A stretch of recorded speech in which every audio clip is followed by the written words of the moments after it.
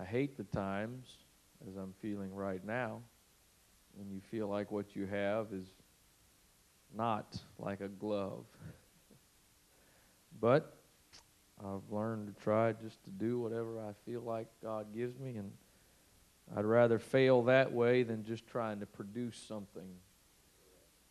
So I got about, I think, 3 different things I want to kind of mix here together and to see where the Lord takes us. Very familiar verse. In fact, most of us probably don't even need to turn there to know it. Romans 8:28. We know that, but here's how we usually quote it. We know that all things work together for good. That's our trump card that we play when things go wrong. When something happens that we consider bad in our lives, we pull out Romans 8:28, but we usually only quote the part that I just quoted to you. We know that all things work together for good. Some of you know this, some of you probably don't. In the February of 2003, our auditorium combination gymnasium collapsed. The roof collapsed from a blizzard that we had. They called it the blizzard of the century in our area, and so we lost half of our total space. And I got that. I saw a picture at the Christian bookshop with that verse framed, but that's only a portion of the verse. But we like to use that, especially trying to comfort people when things are going wrong.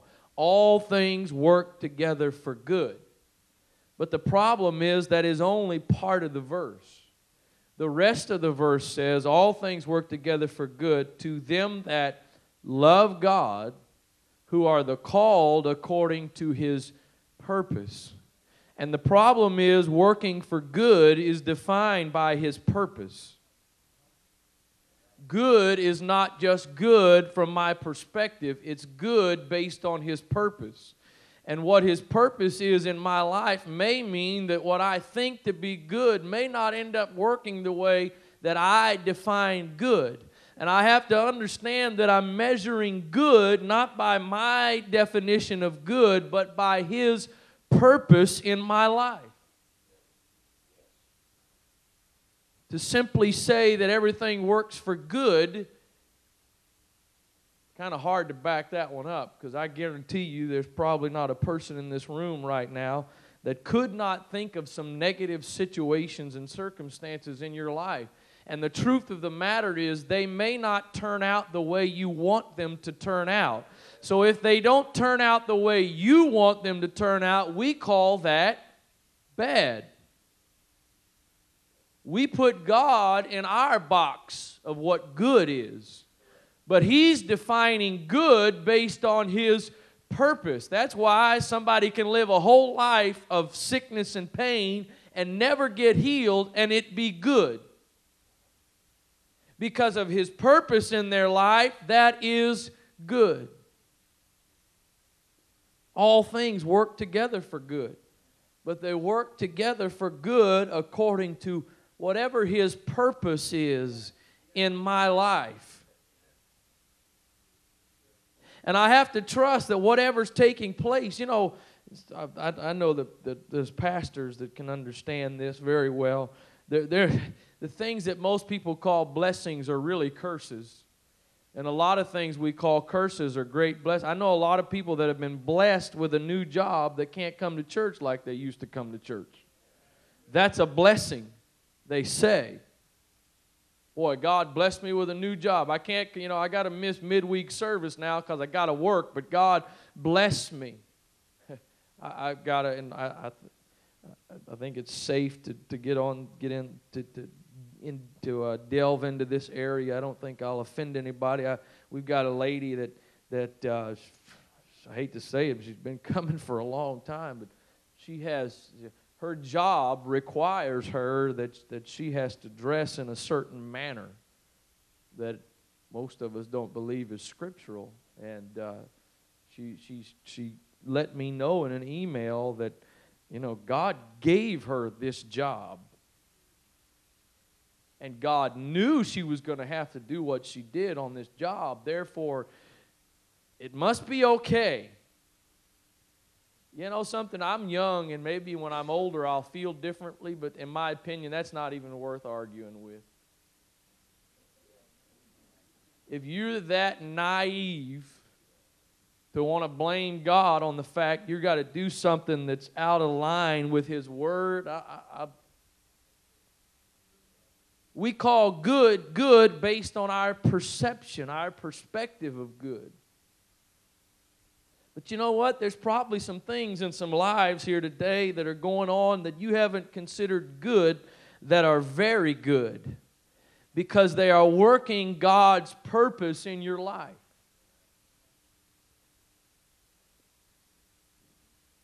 I recently, in fact, it was the Tuesday morning of the manifest in November. Some of you brethren were there, and the Lord just kind of opened my eyes to something. There's two terms that we use or we know, and one of them is the will of God, and the other is purpose. Romans here says that everything works for good according to His purpose. Paul said in Romans 12 and 1, I beseech you therefore, brethren, by the mercies of God, that you present your bodies a living sacrifice, holy, acceptable unto God, which is your reasonable service. And then he goes on to say this in verse 2, be not conformed to this world, but be ye transformed by the renewing of your mind, that ye may what? Prove. The word is test or examine. What is that good and acceptable and perfect will of God? You've got to test and prove, find out what the will of God is. You see, the deal is the purpose of God is an eternal, established thing. It's eternal. But the will of God is progressive. Actually, the will of God is the building blocks of the purpose of God. My brother was, as a kid, was a Lego fanatic. I mean, he had all kinds of Legos, and some was just the generic ones, and you build whatever you want to build. Others were you bought them as certain things, a pirate ship or whatever. And so you put each of these Legos together and you build something. The interesting thing is when you define what you build, you define it by what it looks like. That's a pirate ship, or that's a house, or that's a car.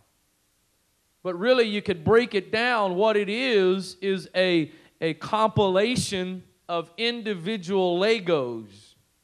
And every individual Lego works together to produce the whole. That's what the will of God does in our lives. It works together progressively to produce the big picture. The problem is some of us get discouraged because we think we don't know or we've missed the will of God.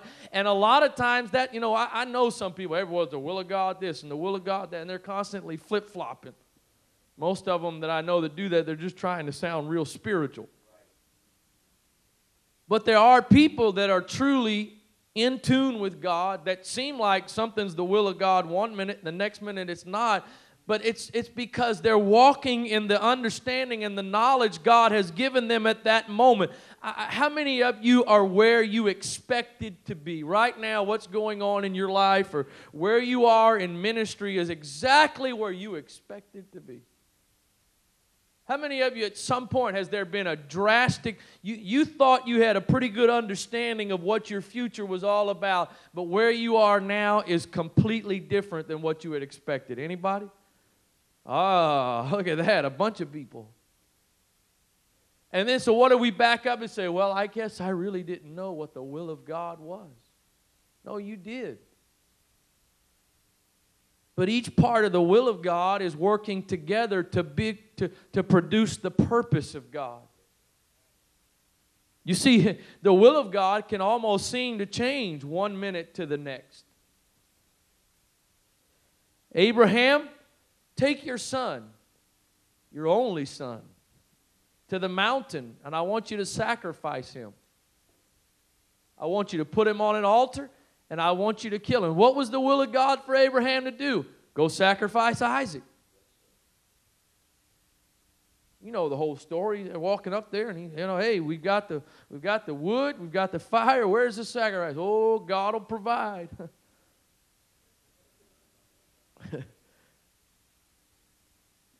So they get up there, build the altar.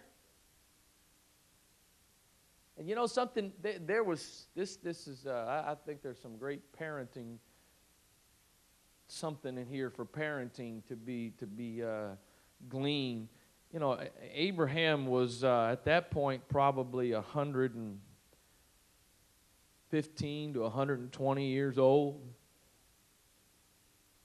You know, I mean, 100 years old when Isaac was born, and I think Isaac, I'm not sure, one of you Bible scholars may know better. I think Isaac was at probably late teens or so. He wasn't just a little child. And there was something that had happened in those years that Abraham had done that Isaac trusted him enough, because I don't think there was a struggle or a fight to get Isaac on the altar. And a 120 or so year old man versus a 17-year-old, I don't think there'd be a whole lot of a fight.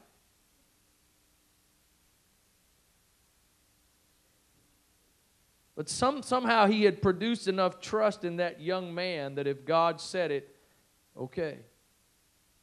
That was just a side light, whatever. Back to the point. Isaac, get on the altar. God told me to slay you. Pull the knife back. He pulled the knife back where? In the will of God. In the divine, perfect will of God. He pulls the knife back, doing the will of God, and all of a sudden, the voice of God says, hold on, now I know. Look over there. Now, I don't know that he told, from my remembrance of the story, it doesn't indicate that he told anybody else what he was doing, what God had said. I don't remember anywhere of him even telling Sarah that what he was going to do, other than because where you go? Oh, to sacrifice. Great. Taking Isaac with you to bond. Yeah, we're going to bond, all right. That'd have been one fired up mama. You're not going nowhere with my boy to kill him. I waited a long time for this. But think about this, if he had have said, hey, where are you going, Abraham? Well, I'm going up to the mountain. God told me to sacrifice my son. Then he comes back down the mountain, and then what would have happened? Yeah, sure, God changed his mind. Sure. Oh, yeah, God told you to do it, and you got up there, and all of a sudden God told you not to do it? I know none of y'all have ever been in that position. Because Abraham didn't have to face the music, because it all took place between him and God. But there are some of you, you've told, hey, you know what? God told me this is the will of God. And within a matter of time, it all changed. And you were still in the perfect will of God. But brethren or cisterns stood back and said, yeah, see, I know you don't know. Yeah, whatever.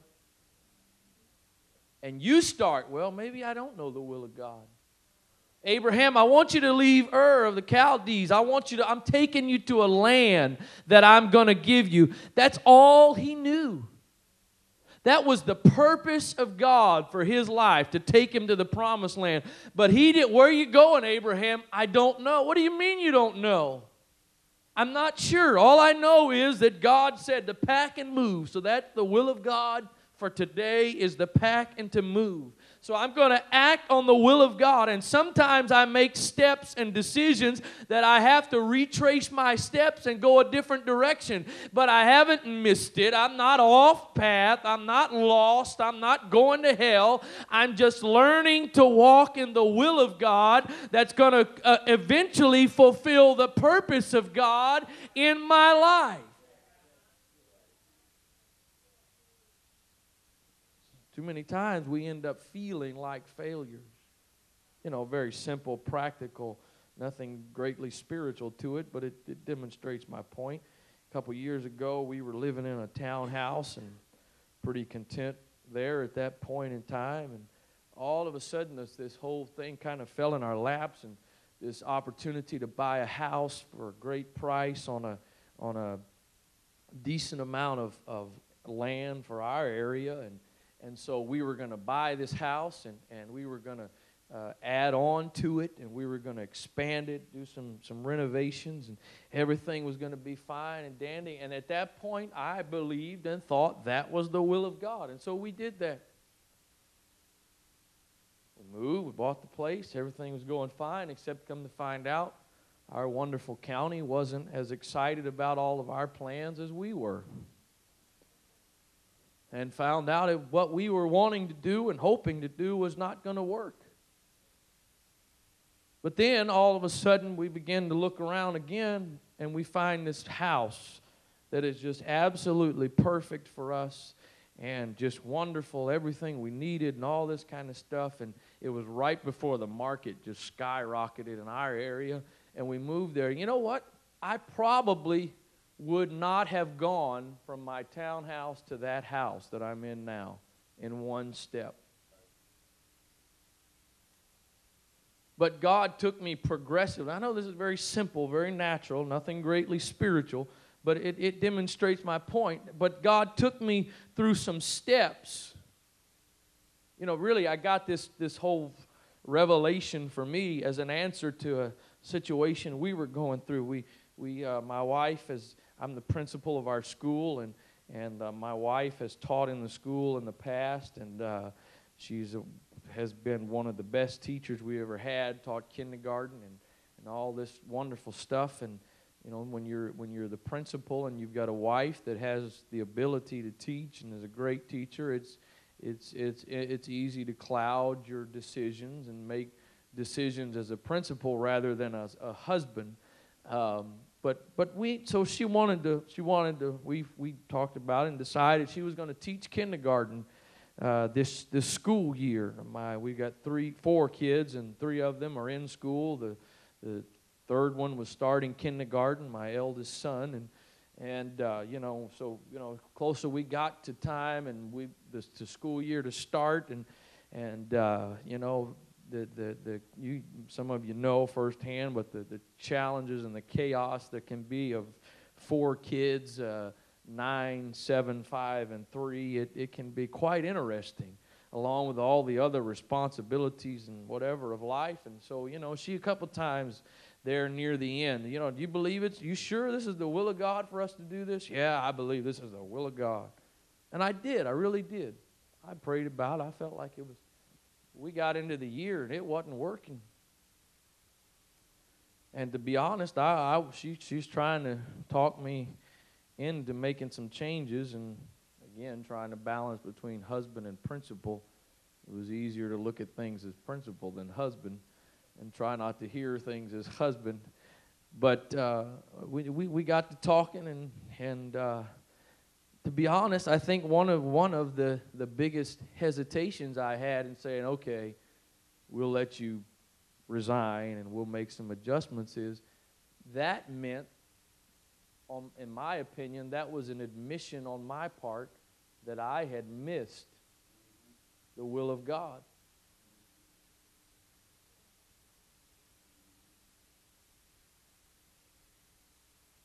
Because, in August, it's the will of God. Is it? Yeah, it's the will of God to do this. Yes, it is. Now, a couple months later, you sure? Yeah, it's the will of God. And for us to change is saying, again, I missed it. Anybody, is this applying or helping anybody?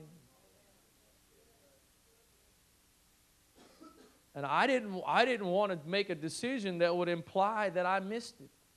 Fortunately, I finally agreed. And we had come home from church one night. You know, wives are I don't mean this, to sound facetious or sarcastic, and I mean it more sincerely than it'll even sound, but wives are a wonderful thing. I've heard my dad through the years talk about, the things my mother said, and sometimes she said the exact right thing as much as he didn't want to hear it and admit it and whatever. And we came home from church one Sunday night, and we were sitting at the table after church and eating a snack, and my wife said to me, she said, "You know what? It really was the will of God." And my male ego said, "No, it wasn't." I didn't say this out loud. I was just thinking, no, it wasn't. I missed it. And I don't need you to sit there and stroke my ego by telling me it really was the will of God. I missed it. And to be honest, I just ignored it. If you want to think so, that's your business. I missed it. But she went on to say some reasons why she felt like it was. And sitting there that first morning of Manifest, which all this was pretty fresh, and the Lord kind of just dropped this into my spirit, and I went, maybe it really was. Actually, not maybe, it was. Because there were some things that God did progressively. When creation took place, you read the first verses of creation account, and it says, God said, and it was so. God said, let there be light, and there was light. God said this, and it happened. And so God, when God dealt with creation, He did all of those things as an act. Just an act. He said it, and it was so. But when it got to man, everything changed. The whole language changed, the way He did it. When He got to man, instead of saying, He could have said, let there be man, and there was man. He did everything else that way. You mean to tell me He couldn't have done it with man? Sure, He could have. But when He got to man, He said, let us make man in our image, after our likeness. There's a big difference between let there be light and there was light, and let us make, create, form, fashion man. You see, I believe what was happening was God was establishing a principle that I may do certain things as an act, as a momentary event, but I want you to understand when it comes to the life of a human being, instead of doing most things as an act, I'm going to do them as a process. And an act can be in a moment, but a process is going to take time. And so you've got to understand most of what God does in our lives, He does as a process and not as an act. Jeremiah, I want you to go down to the potter's house, and I want you to watch the potter as he works a work on the wheel and takes a lump of clay and takes it from a lump of clay and makes it a finished vessel. But notice the process that he's got to go through to get it from a lump of clay to a finished vessel. It doesn't happen in a moment. There are steps that have to be taken to get from the lump of clay to a finished vessel. And my friend, most of the time, what God does in our lives is exactly that way. For me personally, and maybe you've seen otherwise, for me personally, many of the miracles that I know of and have been as personally associated with people I know that God has healed, most of them were not instantaneous healings. Many of them were manifested over a period of time. You know, there are different steps to that process of going from a lump of clay to a finished vessel. Sometimes a part of that process is for it to seem like nothing is happening. It gets stuck on the shelf and waits for the next part of the process. And sometimes you and I get stuck on the shelf, But instead of having confidence that we are in the process that God is working in our lives, we start saying, God, where have you gone? What are you doing? How come you've forsaken me? How come you've left me? How come you've changed your mind about me? How come you've changed your purpose or your will in my life? And He hasn't. You're just at a point in the process where it seems. I look at where I am today, and I look back over retrace some of the steps that have gotten me to the point that I'm at.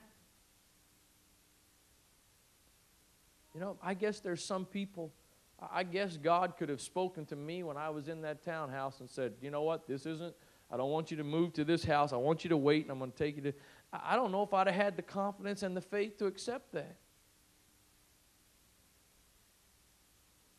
Maybe you could have. I don't know if I did. But you know what? Sometimes I find myself by default being pushed into the will. I don't know how I got here, but I'm here.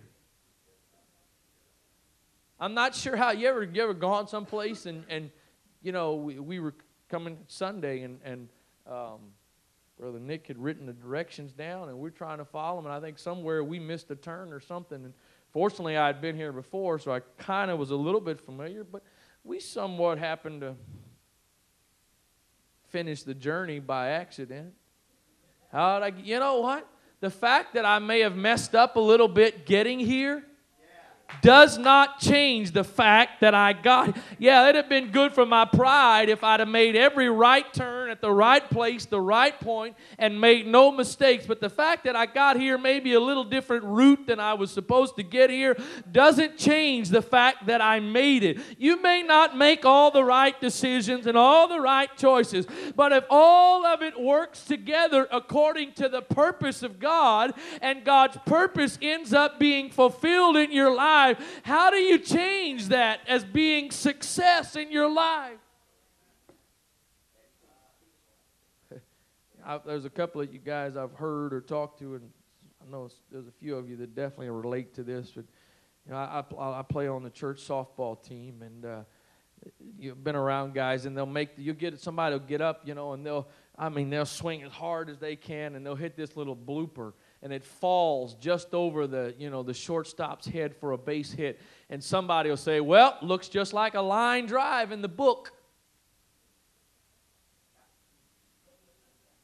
Because in the scorebook, it gets put down as a hit. Doesn't matter that it wasn't just a smash line shot between the second baseman and the shortstop, or the shortstop and when you look at the book, what you see is base hit. Now, I'm one of those stubborn people that it matters. It's not good enough just to hit a bloop and get on. And I've been known to be mad standing on first base with a legitimate base hit, but it wasn't the shot I wanted to hit. But you know what? It really is true. When you look at the scorebook, it says hit. Doesn't say blooper, doesn't say line drive, doesn't say. The point is, you got there. And you know something? If you would check, it's amazing how many of us, and I say us, and I definitely could say me without hesitation, how many of us think we are all of a sudden going to be the one that gets it perfect. The other thing is, you know, we are selective in what we believe from this book. We pick and choose what we believe. Because there's not, one of the awesome things about this book is most of the people that it presents to you and shows you their lives, it's very real to show you the mistakes that they made along the way. Some of the greatest heroes of Scripture are some of the ones with some of the most obvious glaring mistakes. And yet somehow God still used them, and they were successful. They were mighty men and women of God. But somehow you and I come along in 2006 and think we are going to be the one that gets it perfectly and does it all exactly right, and we're not going to make any wrong decisions. We're not going to make any wrong turns. We're going to get there without making a mistake. Nobody else in the history of the world has ever done that, but I'm going to be the one. And then we do just like everybody. You know that. I'm not justifying sin and all. You understand that. But we forget the fact. Abraham, the example of faith, got this glaring mistake named Ishmael. Got a couple lies. I mean, if he had such great faith, how come he was so afraid to say, this is my wife? Not my sister, my wife. Hey, if he was just such a man of unwavering faith, he should have surely been able to believe that if he told that this is my wife, God was going to protect him. But that man that was such awesome, powerful faith says, this is my sister. I don't want nobody killing me. This is my sister. You forget that? And yet, each of those steps along the way, God was able to end up bringing him to the fulfillment of purpose. Sometimes I take steps in the will of God, and I have to back up and take different steps.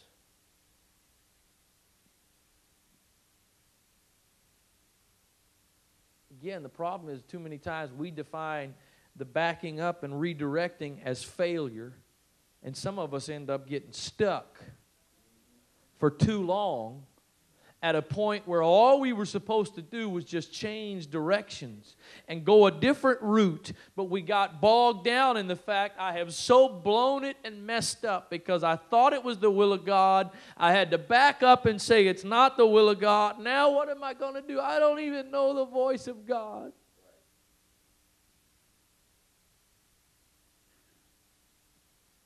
You take all of those individual blocks of the will of God and put them together to fulfill the eternal purpose. John said, "Beloved, it doth not yet appear what we shall be. But we know that when he shall appear, we shall be like him, for we shall see him as he." You know something? There's a whole lot I see in me that's got to change. There's a whole lot in my nature that I recognize is different than his nature. But I've got a promise that if I'll present myself to him and allow him to do in me what he wants to do, that by the right point in time, I will be like him. I may not be like him today. I may not be at that point today. You know, anybody know when Jesus is coming? I heard somebody say the other day, talking about some of these guys in prophecy that, some of them got about 7 or 8 dead antichrists. Now they're on picking the 9th one. Anybody know when the rapture's going to take place? Obviously not. I don't know. It could be tomorrow, could be today, it could be 30. You don't know the day or the hour. The other thing you don't know is when, it's appointed unto man once to die. So either way, you've got a finite amount of time. But the promise is, if you do your part and trust God and present yourself to God and submit and surrender, that by the appointed time, whether it's death or rapture, you will be like him.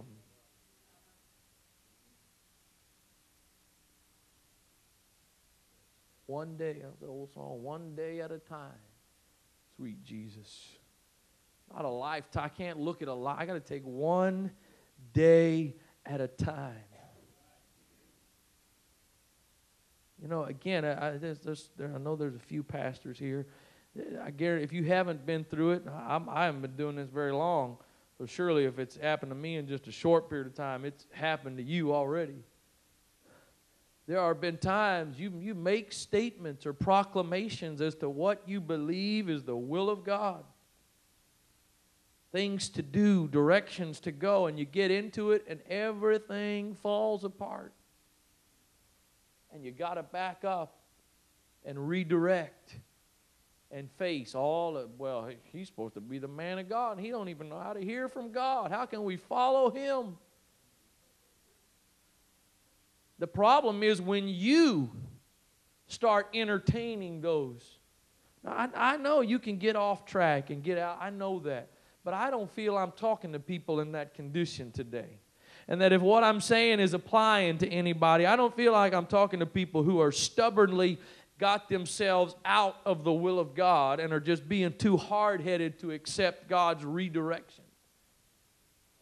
If anything, I feel like there's people, you're in the condition, if you're out of the will of God, or if you think you are, you didn't get there by being stubborn and rebellious, stiff-necked.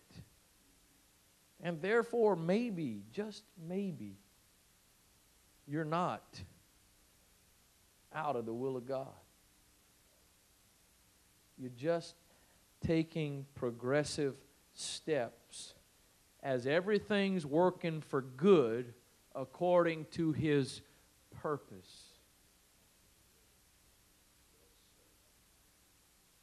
I mean, the will of God, it's on Sundays. I believe it's the will of God for me to go to church. Kind of hard for me to be the will of God to go to church on Tuesday for church if there's no church. Well, that's simple and somewhat stupid, perhaps, but the will of God changes from day to day. There are things that are established. We know we do. We're supposed to do. But it changes, but it doesn't change because you don't know it or God's changing His mind. It changes because He's progressively getting us. Truth of the matter is, if God showed us from the very beginning where we were going to end up, most of us would run the opposite way. I'm not even talking about because of the challenges and the struggle. I mean, even the good part of it. I mean, some of you, if God showed you right now where you were going to end up and what you were going to end up doing and what He was going to end up using you to do, you'd run away laughing, thinking, God, you've lost your mind. There's no way you can use me to do that. Not to mention all the struggles and challenges.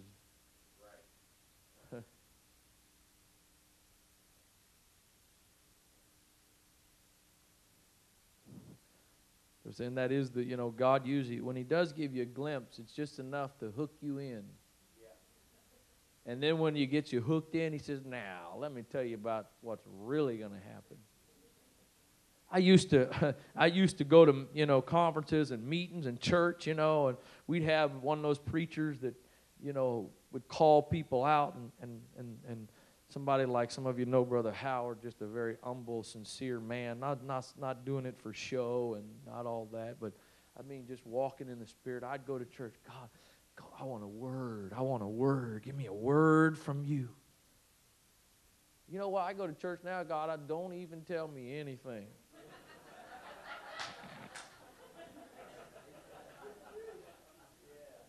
Talk to anybody, but don't talk to me. You know what I got to learn was when I got a word, what usually that meant was all hell's about to break loose.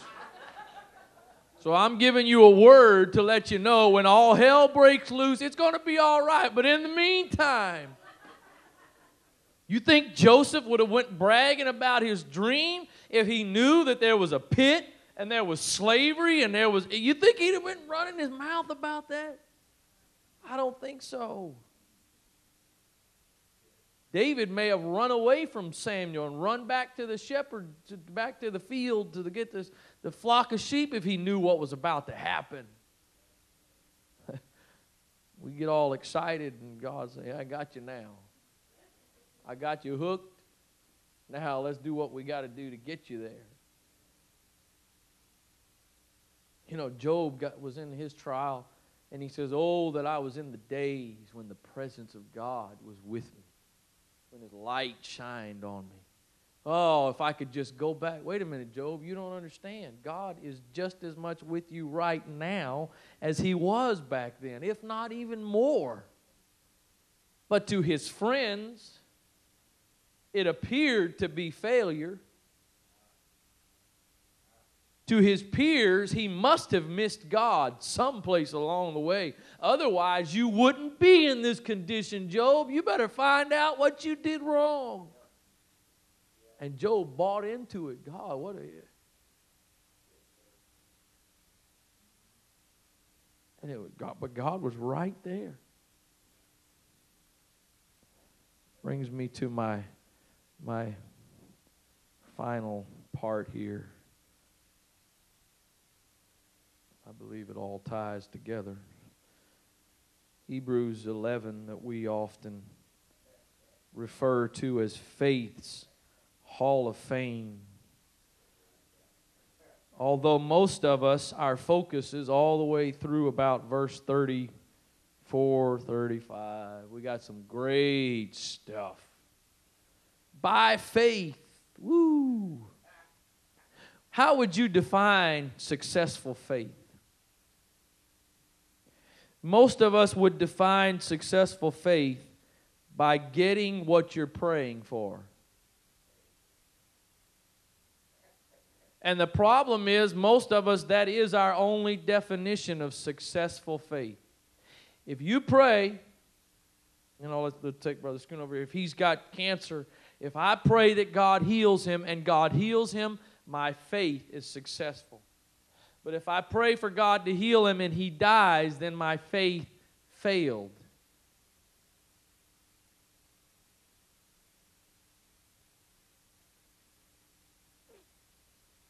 I guess the Lord's, been dealing with me, I guess you could say. I don't know, dealing, but I'm more so just stirring my mind to think the importance. I touched on it a little bit here Sunday afternoon, but the importance of judging things by the right measurement.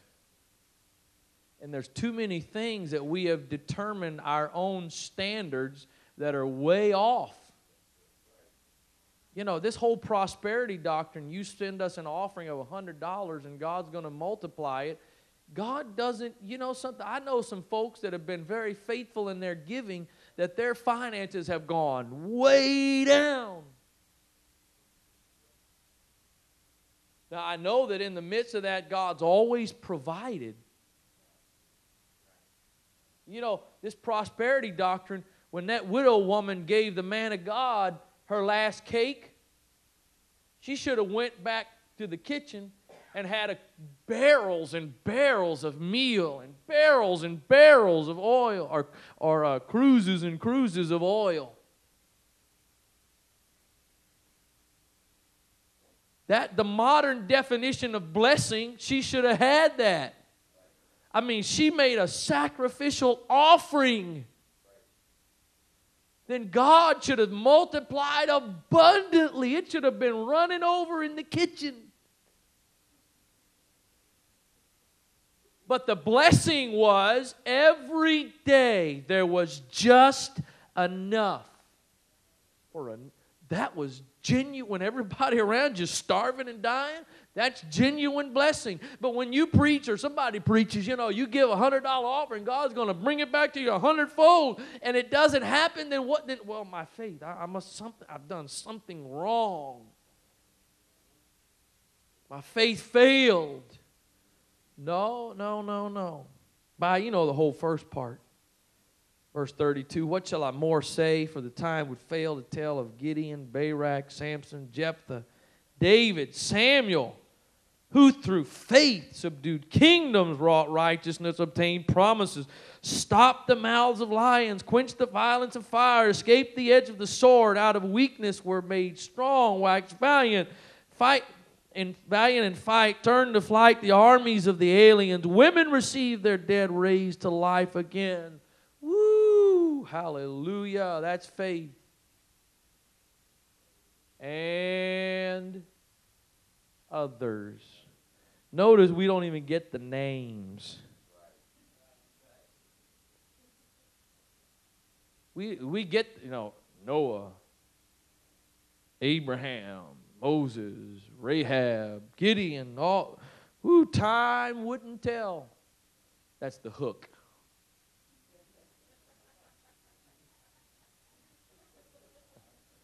We all are going to be in the first 3 quarters or whatever it is of Hebrews 11. Woo! And others.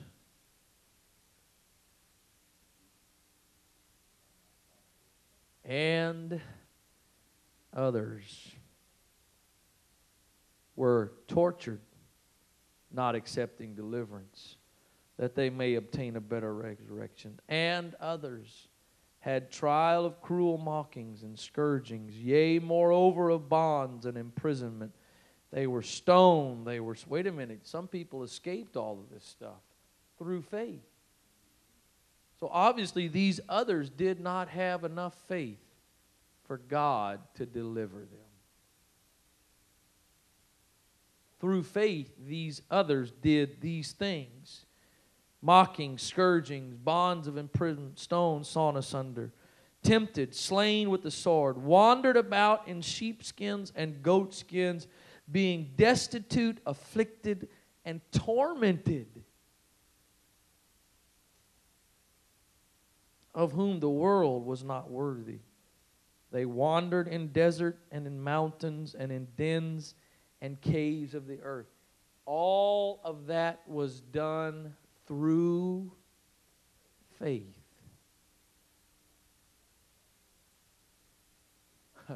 I don't know what it seems to be my lot. At least, hopefully it's just a season.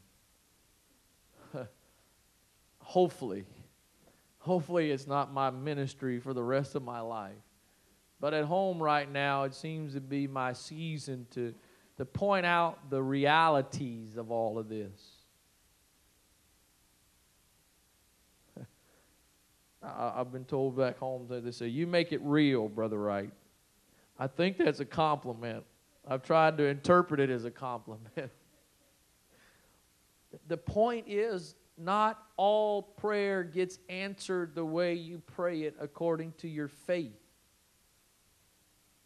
And the challenge is, again, we misinterpret God's answer to our prayer, and we start questioning, I must not have had enough faith. I must have done something wrong. I must have this. I must have that. When you believe, but God, according to His purpose, chose to do something different. My wife mentioned Sunday afternoon testifying.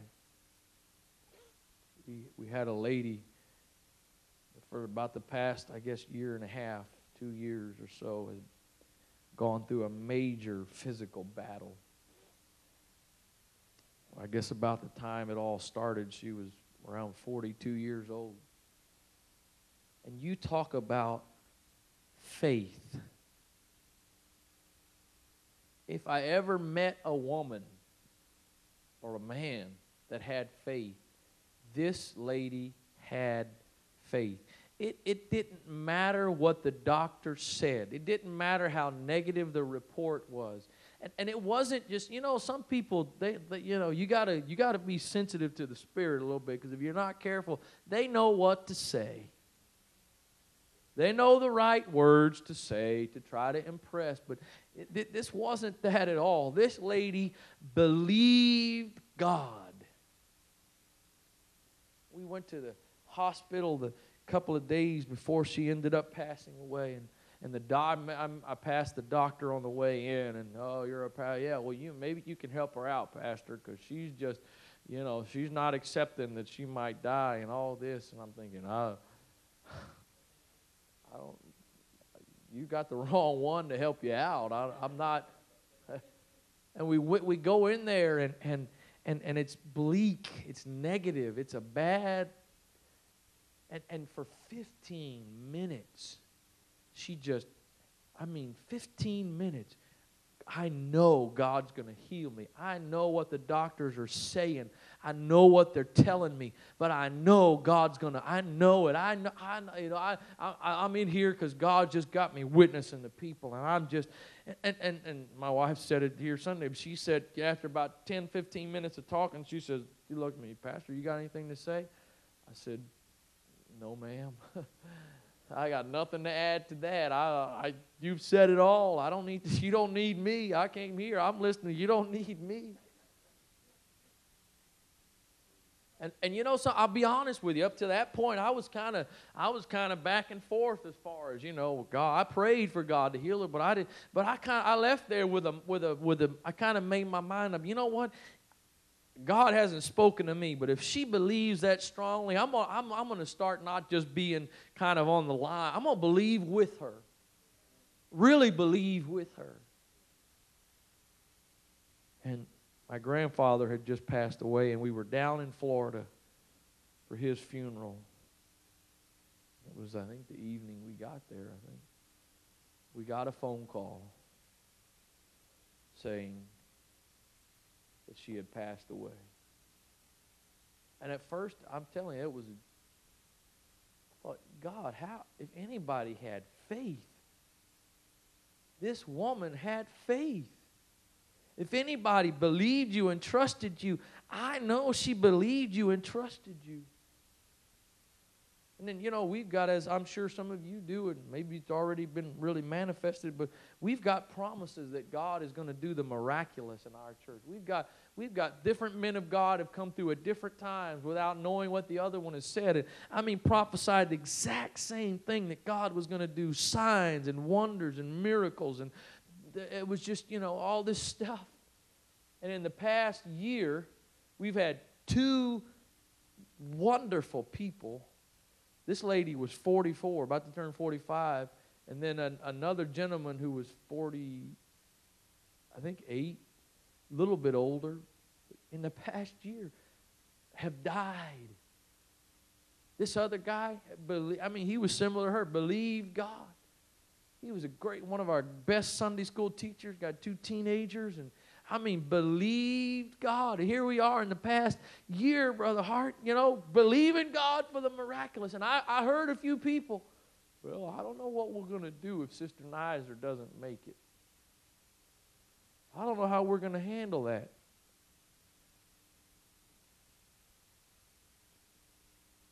Bottom line is true faith.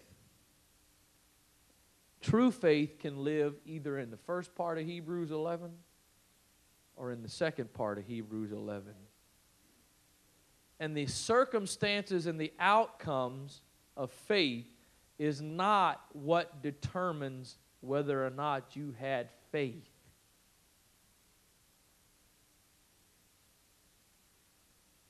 And you know what I've come to realize, and I'm not signing up for this, I promise you, but I've come to realize it is a greater testimony to be able to die in faith than it is to live in faith.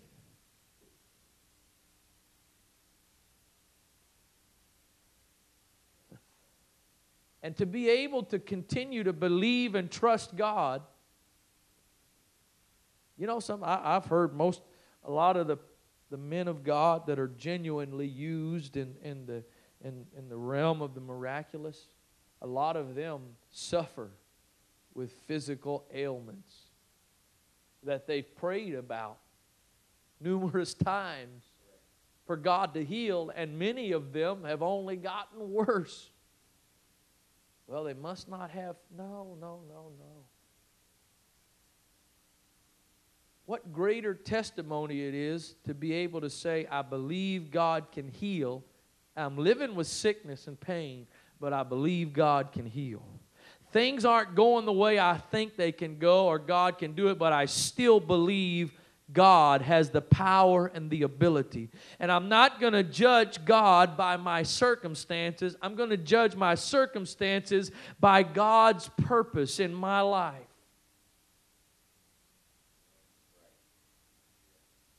I'm not going to judge the fact that I'm in the will of God because everything's going wrong. You know something I've watched and I'm learning from experience. Sometimes being in the perfect will of God is being in the midst of the greatest storm that you've ever seen. Hey guys, I want you to get in the boat and go to the other side. My way of doing things is to say, hey, there's a storm coming, fellas, so just hang here for a little while. Let's go get some lunch. We'll wait till the storm passes, and then we'll go to the other side. And the Lord says, get in the boat, go to the other side. Knowing they were going to meet up perfectly with the storm. The problem is, too many people say, you must not be in the will of God if you're in the storm. But how do you argue with the fact that Jesus said, go to the other side, knowing the storm was going to come? But notice what he said, go to the other side. You're not going to stop in the middle of it. You're not going to get lost in the middle of it. I know the storm's coming. I'm sending you into the storm, but I'm sending you to the other side. I think that's probably one of the toughest challenges. I've been co-pastor for, I think, 7 or 8 years, and now the past few months I'm ordained as pastor, and my dad's now bishop. I've watched, especially being raised in a preacher's home, the number of times that the perfect will of God was in the midst of the storm. And I've watched as my dad would have to continue to walk with confidence while everybody around him was, yeah. Boy, he's missed it now. He's blown it now. Look at how bad, look how much everything's falling apart. And yet was in the absolute, divine, perfect will of God. But circumstances said, there's no way we're in the will of God. Circumstances said, somebody missed it. Oh, Jesus. Somebody, that's our word, missed it. Because if you had, we wouldn't be here if you hadn't have missed it. We wouldn't be in this condition, Pastor, if you hadn't have blown it. We wouldn't be experiencing this mess if you'd have heard from God. And you're going, I heard from God. And I did what I heard God said. Then if you did what you heard, how come we're here? You missed it. You missed it. You blew it somewhere. No. You were just walking in the will and getting to the purpose of God. You know something that bothers me about God? He is eternal. That really bothers me because I am temporal. I'm telling you, it sounds funny, but it bothers me. And if he's so eternal, it'd be nice of him, instead of being eternal, to at least act in a temporal manner. Because an eternal God is not bound by time. But a temporal man is worried about time. I'm trying to quit. Honestly, I am. What is time to an eternal God? God forbid that he treats me the way he treated Abraham. I've done it. I've heard preaching. We try, Brother Ellis. We're hoping, God's got to do a quick work. He don't have the time to do with us like he did with Abraham, 25 years. He's got to do a quick work. We got fingers crossed, legs crossed, everything. He's got to do a quick work. Oh, please, God. I'm not bound by your time. I don't have to fit my eternal purpose into your temporal dimension and get it done based on your temporal timetable. I try, you don't pay attention, but I try to schedule God into my calendar. I try to let him know when he's supposed to do what. You know, I sync up my PDA to my desktop and I get all those dates. I've been trying for years to get God to synchronize himself to my calendar, to my timetable. And the scary thing is I'm only 34. Hopefully with a lot of living left to go. Hopefully I'll just give up on that sooner than later. You know, our problem, the problem we have when God gives us a promise, rarely does he give us a time frame. He says, I'm going to do this. Our problem is we hear what he says and we fill in the blanks. I've been seeing personally and observing in others. We put, you know, they got what's called spin doctors. You know, they put the spin on things. They try to bring it away that, you know, make it, you know, the politicians, they try to spin things so it appeals to you. And you know something, we are spin doctors with God's promises. And we interpret them in the way that best suits our desires, our wishes, our wants. So God says, you know, I'm going to do this. So we say, great, okay, God, I'll be expecting that tomorrow. You know, Abraham, I'm going to make you the father of many nations. Okay, 9 months from now, God, I'm expecting that to happen. Because God says what, but rarely says when.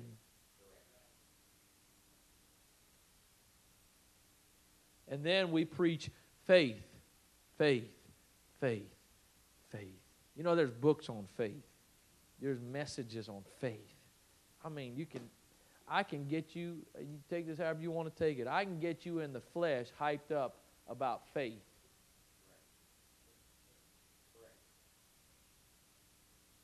But you ever notice what it says? Who through faith and patience received the promise.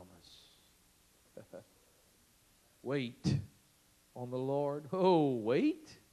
You know, waiting? Come on, God, let's do it now. You ever notice the other thing it says? After you've, I'm quoting it backwards, after you've done the will of God, you have need of, we would think, faith. It don't even say anything about faith.